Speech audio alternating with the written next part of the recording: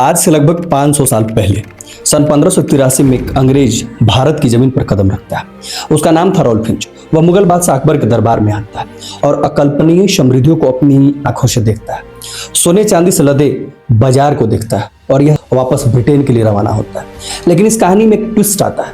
Rolf Finch को भारत से Britain लौटने में कुछ अधिक समय लग जाता है। तब लंदन में बैठे उसके परिवार और उसके दोस्त को लगता है कि रॉल्फ फिंच अब इस दुनिया में नहीं और उनकी वसीयत पढ़ी जाती है। उनकी संपत्ति का बंटवारा होने लगता है। तभी रॉल्फ फिंच लंदन की सड़कों पर दिखाई देते हैं। तब उसने ब्रिटेन के व्यापारियों के सामने भारत के वैभव, मसाले, रेशम और अकबर की दौलत की दास्तान सुनाता है। कहानियां ने ब्रिटिश व्यापारियों के दिलों पर एक ऐसा आग लगा दी। उसके मन में सिर्फ एक ही लालसा जग उठा कि अब किसी तरह भारत की जमीन पर हमें पहुंचना है। और यहीं से शुरू होता है अंग्रेज की यानी की यात्रा। आज की इस वीडियो में हम ईस्ट इंडिया कंपनी की स्थापना से लेकर 1857 की क्रांति और इस विशाल देश में अंग्रेज कैसे शासक बने, आज हम डिटेल्स में जानेंगे। इसलिए आपसे अनुरोध होगा कि इस वीडियो को बिना स्किप किए हुए पूरा देखें। चलते हैं आज की इस कहानी में। समय था 31 दिसंबर सन 1600 ईस्वी। महारानी एलिजाबेथ प्रथम ने एक सही चार्टर जारी किया जिसमें ईस्ट इंडिया कंपनी को अगले 15 वर्षों के लिए पूर्वी देशों के साथ व्यापार करने के लिए एक अधिकार मोनोपोली थी। दिलचस्प की बात यह जानिए कि जिस ईस्ट इंडिया कंपनी ने पूरे भारत को गुलाम बनाया, सन 2010 के बाद एक भारतीय मूल के बिजनेसमैन राजीव मेहता ने उसे खरीद लिया।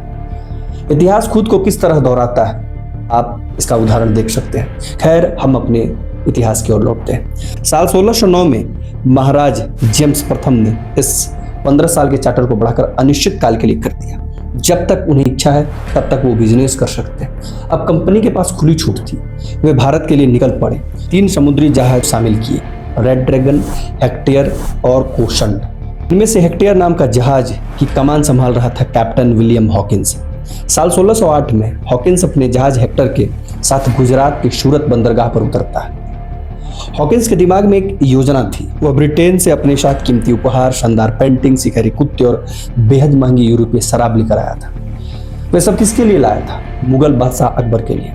अंग्रेजों को ब्रिटेन में यह खबर नहीं था कि साल 1605 में अकबर की मृत्यु हो चुकी है और दिल्ली के तख्त पर उसका बेटा जहांगीर बैठ चुका है। मुश्किलें यहीं खत्म नहीं हुई। जब हॉकिंस सूरत पहुंचा तो उस समुद्री क्षेत्र और व्यापार पर पुर्तगालियों का कड़ा नियंत्रण था। नतीजा यह हुआ कि अंग्रेजों के शुरुआती दौर में अपने कई उपहार और सामान पुर्तगालियों के दबाव के कारण पुर्तगालियों को देना पड़ा।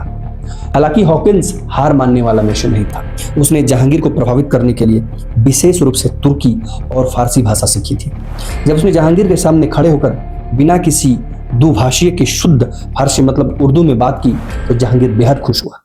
जहांगीर ने हॉकिंस को इंग्लिश खान की उपाधि दी और उसे 400 मनसबदार बना दिया।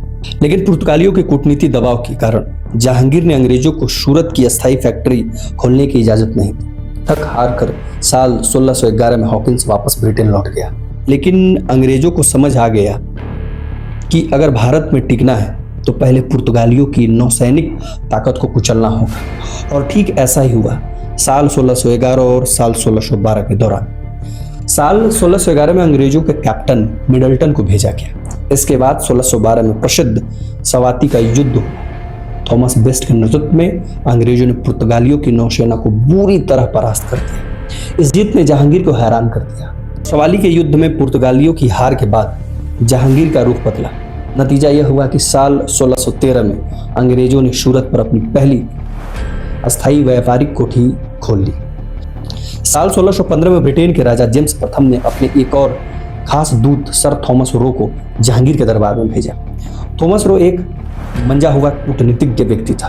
वह 1615 से लेकर 1619 तक भारत में रहा। उसने मुगल साम्राज्य के अलग अलग हिस्सों में फैक्ट्रियां खोलने और व्यापारिक रियासतें हासिल करने की शाही फरमान को प्राप्त कर लिया। इसके बाद अंग्रेजों ने पीछे मुड़कर कभी नहीं देखा। कदम द कदम वे भारत के तटीय इलाकों में फैलते चले गए। सन 1633 में उड़ीसा के बालासोर में अपनी पहली फैक्ट्री खोली। सन 1640 में मद्रास में उन्होंने अपनी सुरक्षा के लिए फोर्ट सेंट जॉर्ज नाम का एक मजबूत किला बनाया। साल 1651 में बंगाल के हुगली तट पर व्यापारिक कोठी की स्थापना की। अंग्रेज जिस स्थान पर अधिकार प्राप्त करते थे, अंग्रेज उसे किलाबंदी करते थे। किलाबंदी मतलब वह चारों तरफ से उसे घेर लेते थे। लेकिन कहानी में सबसे बड़ा लॉटरी तब लगती है साल 1661 में ब्रिटिश राजकुमार चार्ल्स द्वितीय की शादी पुर्तगाल की राजकुमारी कैथरीन से हुई। पुर्तगालियों ने दहेज के रूप में भारत का पूरा मुंबई शहर ब्रिटिश राजा को सौंप दिया। जरा सोचिए, जमीन भारत की, शहर भारत का, और दहेज में यूरोप वाले एक दूसरे को दे रहे थे। चार्ल्स द्वितीय ने 1668 में पूरे मुंबई को मगज 10 पाउंड के वार्षिक किराए पर ईस्ट इंडिया कंपनी को सौंप दिया। अब तक अंग्रेज भारत में अपने पैर पूरी तरह जमा चुके थे, लेकिन उन्हें चाहिए था एकाधिकार, टैक्स से छूट, ताकि वे भारतीय व्यापारियों को पछाड़ सकें। और उनकी यह मुराद पूरी एक कमजोर मुगल बादशाह जिसका नाम था फर्रुखशय्यद, जिसे इतिहास का सबसे कमजोर पॉइंट्स कहा जाता है। साल 1717 में मुगल बादशाह फर्रुखशय्यद के दरबार में जॉन सुरेमन की अध्यक्षता में एक ब्रिटिश डॉक्टर भी आता है जिसका नाम था डॉक्टर हैमिल्टन। उस समय बादशाह फर्रुखशय्यद एक बेहद दर्दनाक और असहाय बीमारी से गंभीर था। वो गंभीर था, फोड़े से पीड़ित था। भारतीय हकीमों के इलाज के बाद भी वो पूरी तरह से ठीक नहीं हो पा रहा था। उसे डर था कि वो इस बीमारी के कारण कहीं मर न जाए। तब डॉक्टर हैमिल्टन ने अपनी यूरोपीय चिकित्सा पद्धति से बादशाह का सफल इलाज कर दिया। अपनी जान बचाने और बीमारी के ठीक होने की खुशी में अंधा होकर फर्रुखशय्यद ने बिना सोचे समझे ईस्ट इंडिया कंपनी को एक शाही फरमान जारी कर दिया। इतिहासकार ब्रिटिश साम्राज्य का मैग्ना कार्टा और गोल्डन फरमान कहते हैं। इस फरमान के तहत 10,000 रुपए वार्षिक भुगतान के बदले अंग्रेजों को सूरत के सभी टैक्स हमेशा के लिए माफ कर दिए गए। साथ ही साथ मगज 3,000 रुपए वार्षिक के बदले बंगाल, बिहार और उड़ीसा को पूरी तरह मुक्त व्यापार की अनुमति दे दी गई, जिसने आगे चलकर बंगाल के नवाबों की तिजोरी खाली कर दी। दस्ता का मतलब था कि एक ऐसा वीआईपी पास जिसे दिखाकर कंपनी बिना किसी टैक्स के सामान ला सकती और ले जा सकती। लेकिन कंपनी के भ्रष्ट अधिकारियों ने इसे दस्ता का दुरुपयोग शुरू कर दिया। आगे चलकर भारतीय इतिहास को दो सबसे विनाशकारी युद्धों की नवीन रखी, प्लासी का युद्ध और बक्सर का युद्ध। सिराजुद्दौला ने अंग्रेज के इस दस्तक के दुरुपयोग के बढ़ते किलाबंदी का विरोध किया, तो नतीजा यह हुआ कि 23 जून 1757 को प्लासी का युद्ध हुआ। रॉबर्ट क्लाइव के कूटनीति और गद्दारी के बल पर सिराजुद्दौला के सेनापति मीर जाफर को अपने साथ मिला लिया और बिना किसी संघर्ष के बंगाल पर अप्रत्यक्ष नियंत्रण हासिल कर लिया। 22 अक्टूबर 1764 को बक्सर के युद्ध में इस बार अंग्रेजों का सामना किसी एक नवाब से नहीं था, बल्कि भारत के 3 बड़ी शक्तियों का गठबंधन से था। बंगाल के पूर्व नवाब मीर कासिम, अवध के नवाब शुजाउद्दौला और खुद मुगल बादशाह आलम शाह द्वितीय। लेकिन मेजर हेक्टर मुंडो के नेतृत्व में अनुशासित ब्रिटिश सेना ने इस संयुक्त भारतीय सेना को धूल चटा दिया। भारत की 200 सालों की गुलामी की जंजीर बन गया। आपको क्या लगता है, इतिहास की सबसे बड़ी गलती कहाँ हुई? कमेंट सेक्शन में अपनी राय जरूर दें।